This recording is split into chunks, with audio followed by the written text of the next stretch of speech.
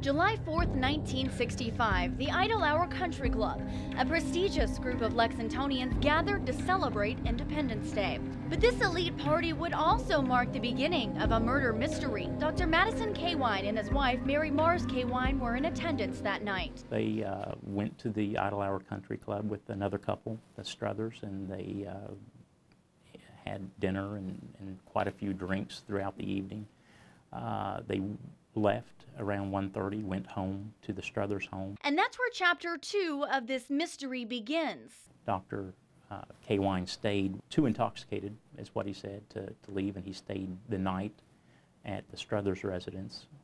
Mr. Struthers took Mary Marrs Cawein home. That would be the last time anyone saw Mary alive. Her body was found July 5th in this chair in her home off Chenaway Road. The autopsy showed she had been poisoned with carbolic acid, and so the investigation began. A classic whodunit. The usual suspects came into play: Mary's husband, her friends, and anyone else at the party that night. And then there's another key person in this puzzle, Dr. Emma LaPat. She worked at UK with Dr. Cawein. I think there was certainly evidence of some type of relationship between them. Aside from a suspected affair was Dr. LaPat's history. LaPat first met Dr. Cawein in Tennessee, where they both worked at a hospital in Oak Ridge. A woman died in a hospital after being poisoned, a hospital where LaPat worked, a connection too close not to make.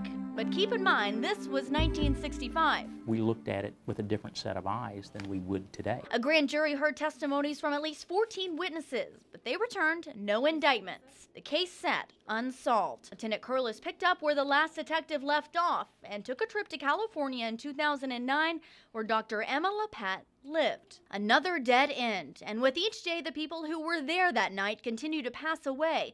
Dr. Cawein died in 1985. LaPat was the only one left until she died in 2010. But still today, Lieutenant Curlis feels a sense of responsibility, not only to his job, but to Mary. Unfortunately, this is kind of that real-life mystery novel of someone did get murdered that you really want to find resolution if you can. Until then, the final chapter in this book remains unwritten.